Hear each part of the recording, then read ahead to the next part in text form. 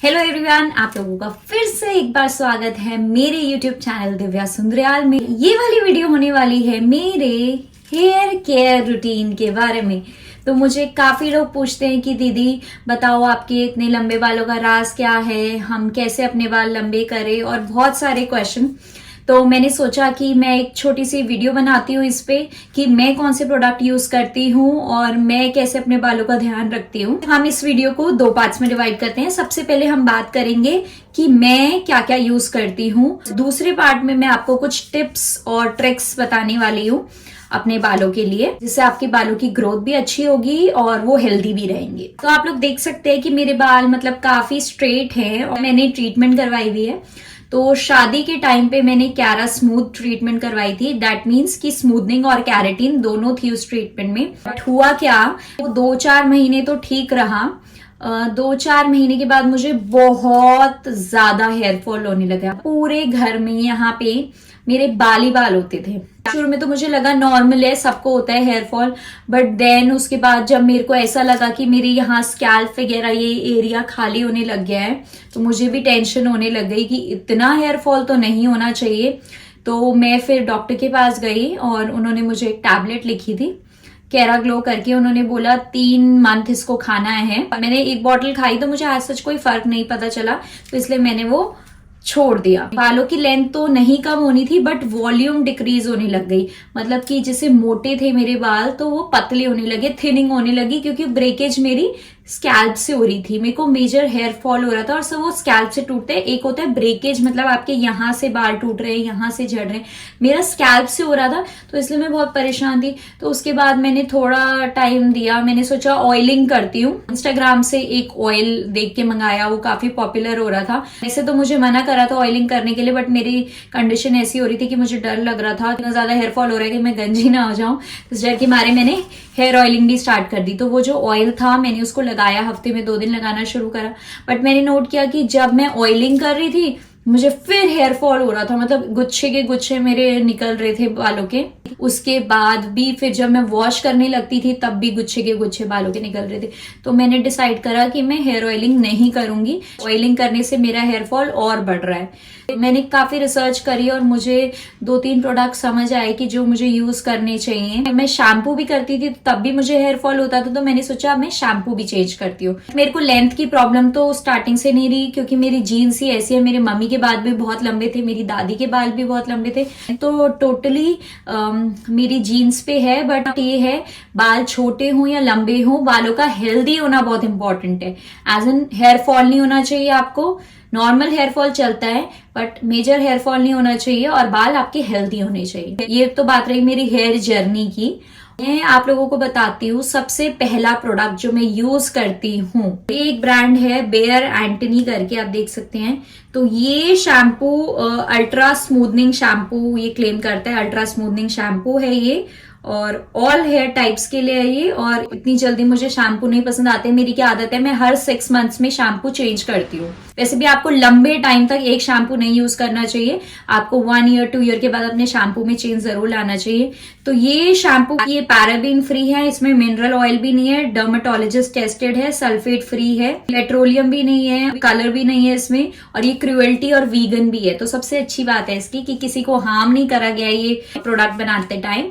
तो ये शैम्पू मुझे इतना पसंद आया है। मतलब जितना हेयर फॉल हो रहा था शैम्पू से भी, मतलब जो हेयर फॉल की प्रॉब्लम थी वो तो थी, बट शैम्पू करते वक्त बहुत बाल झड़ते थे, तो इस शैम्पू से मेरा वो प्रॉब्लम तो सॉल्व हो गई। शैम्पू जो है मैं कभी भी डायरेक्ट यूज नहीं करती हूँ। आप भी पानी में लेके इसको घोलें। आपने पहले मसाज करी अपनी स्कैल्प पे अच्छे से शैम्पू से, और उसके बाद लादर जो बन जाता है तो आप उसको डाउनवर्ड लाएं, ऐसे ऐसे करें, ना कि आप सीधा शैम्पू लेके ऐसे ऐसे ऐसे रगड़ने लग जाए। नहीं, इस प्रोडक्ट को नीचे लाना है और उसके बाद 1-2 मिनट अच्छे से मसाज करने के बाद अपने टिप से और आपको वॉश कर देना है। और जितना भी एक्स्ट्रा पानी है वो आप रिंस ऑफ कर दो अपने बालों से। तो शैम्पू आप जो मैंने बताया बेयर एंटनी का वो भी यूज कर सकते हैं।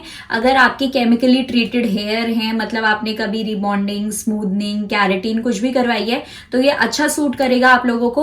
और अगर आपके बालों पे कोई ट्रीटमेंट नहीं हुई तो मैं आपको बोलूंगी कोई नेचुरल ब्रांड का ही शैम्पू लो। मैं यूज करती हूँ हेयर मास्क शैम्पू करने के बाद, और ये भी बेयर एंटनी ब्रांड का है। ये देखिए, इसकी कंसिस्टेंसी मैं आपको दिखा देती हूँ और आप देख सकते हैं मैंने कितना सारा ही यूज कर लिया क्योंकि मुझे बहुत पसंद है।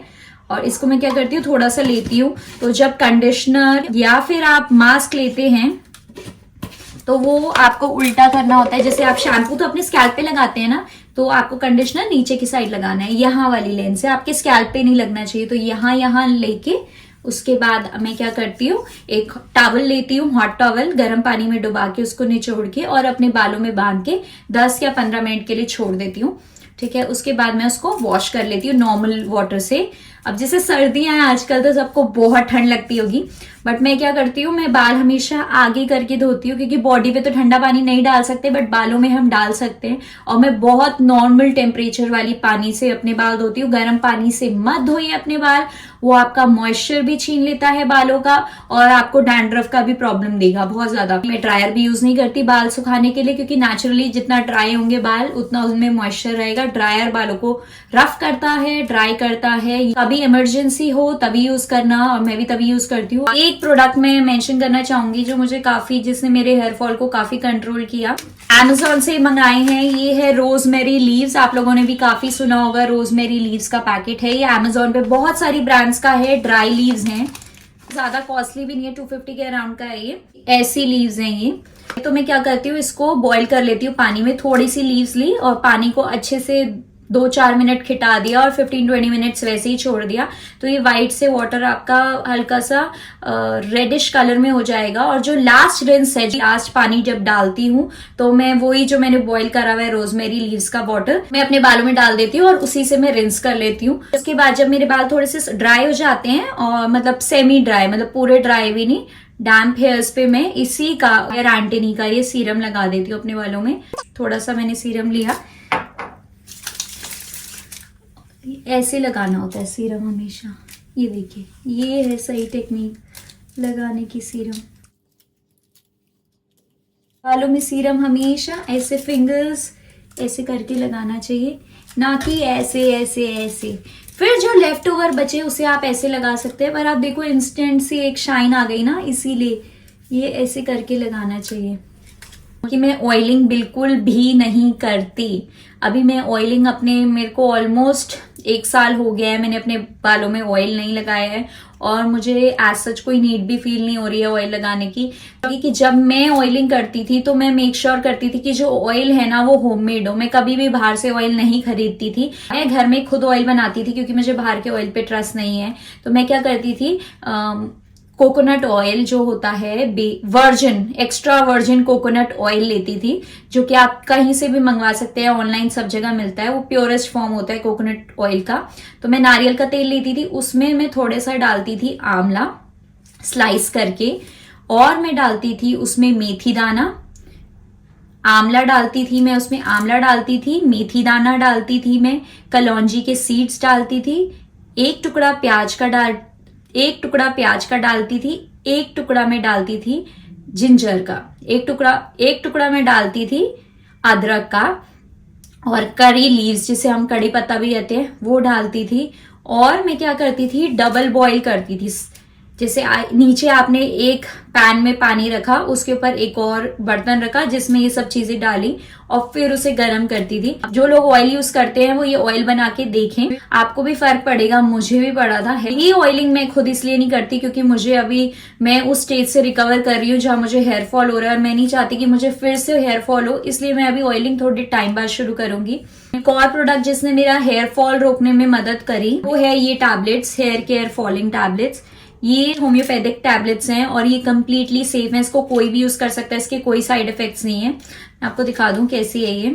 ये ऐसी व्हाइट टैबलेट है, जैसे बचपन में हम खाते थे ना मीठी गोलियां, वैसे ही है ये। स्क्रीनशॉट ले सकते हैं अगर आपको बहुत ज्यादा हेयर फॉल हो रहा है। और ये कम से कम आप खाओ 4 to 6 मंथ। 4 खानी है, दिन में कभी भी 4 खा सकते हो आप, इक्वल इंटरवल पे। ये तो था मेरा सिंपल सा हेयर केयर रूटीन। अब मैं आपके साथ शेयर करूंगी कुछ टिप्स और ट्रिक्स। ये सारी वो टिप्स हैं जो मैं खुद भी करती हूँ, तो मैं आप लोगों को तभी बता रही हूँ क्योंकि मैं ये खुद भी करती हूँ। पहली टिप जो मैं आपको देना चाहूंगी वो कि हम लोग अपने बाल बांधते हैं तो हम लोग टाइट रबर बैंड से बांधते हैं।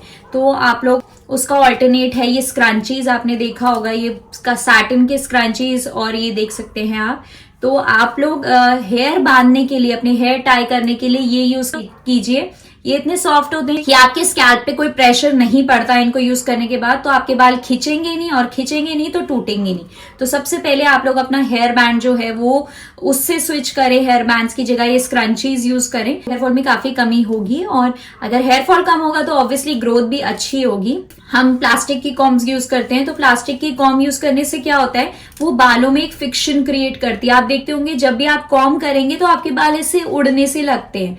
तो मैंने स्विच करा है ये वुडन कॉम पे, लकड़ी की कॉम है, नीम की कॉम है, ये आपको कहीं भी मिल जाएगी, लोकल मार्केट से भी मिल जाएगी और किसी ऑनलाइन स्टोर से भी मिल जाएगी।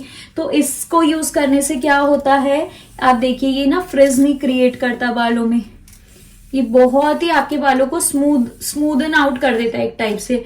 और बोलते हैं कि जब ये स्कैल्प पे लगती है वुडन को, तो ये आपकी ब्लड सर्कुलेशन भी इंक्रीज करती है। तो दूसरी चीज मैंने वुडन कॉम पे स्विच करा। तीसरी टिप ये है कि जब भी रात को सोएं तो बाल खोल के मत सो, पोनीटेल बना के भी नहीं सोना चाहिए। आप लोग जब भी रात को सोएं तो चोटी बनाकर सोएं। इसमें क्या होता है, आपके बालों में ब्रेकेज कम होती है, तो चोटी बना के सोने की आदत डालो। उसके बाद मैं बोलूंगी रेगुलर ट्रिमिंग। आप ये सोचो आपकी मैं बाल नहीं कटवाऊंगी तो मेरे बाल बहुत लंबे हो जाएंगे, ऐसा कुछ नहीं है। बाल लंबे तो आपके हो जाएंगे पर वो हेल्दी बाल नहीं होते। तो हर 2 मंथ्स या 3 मंथ्स में नीचे से बालों को ट्रिम करना बहुत जरूरी है। और मैंने तो अभी नवंबर में ही रिसेंटली अभी हेयर कट भी लिया है। मैं तो ट्रिमिंग, अपने बालों की ट्रिमिंग मैं खुद ही कर देती हूँ, क्योंकि स्ट्रेट ही काटने होते हैं तो मैं खुद ही काट देती हूँ। आप अपने बालों में ऑयलिंग कर रहे हैं तो ये सोचे आप कि मैं ऑयल बहुत देर अपने बालों में छोड़ दूंगी तो मेरे बाल बहुत ज्यादा लंबे हो जाएंगे। ऑयल की जो जरूरत है वो मॉइस्चराइजेशन के लिए जरूरत है, कि मॉइस्चर रहे आपके बालों में।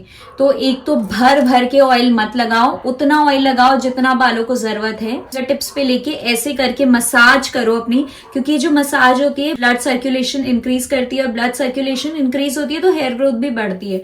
तो फिर यहाँ पे भी लगाओ नीचे, ताकि मॉइस्चर रहे आपके बालों में। तो भर भर के ऑयल लगाने की जरूरत नहीं है। ऐसा नहीं है कि आपको पूरी रात ऑयल छोड़ना ही है अपने बालों में। शैम्पू करने से पहले 2 घंटे तक भी ऑयल छोड़ेंगे और फिर वॉश कर देंगे तो बहुत है। सबसे इंपॉर्टेंट चीज है हमारी डाइट। तो अपनी डाइट का हम लोग आजकल बिल्कुल ध्यान नहीं रखते, और सेम मेरे साथ भी ऐसे ही हो रहा था। मैं भी शायद वो चीजें नहीं खा रही थी जो बालों की ग्रोथ के लिए अच्छी होती है। जितना आप हेल्दी खाएंगे उतने आपके बाल भी हेल्दी रहेंगे। तो हेल्दी से मेरा मतलब है आप नट्स खा सकते हैं, आप बादाम खाइए, अखरोट खाइए, काजू खाइए, एक मिक्सचर बना लीजिए सारे ड्राई फ्रूट्स का, और मेक श्योर करो कि 1 मुट्ठी या 1 चम्मच हम रोज उसको ले ही लें।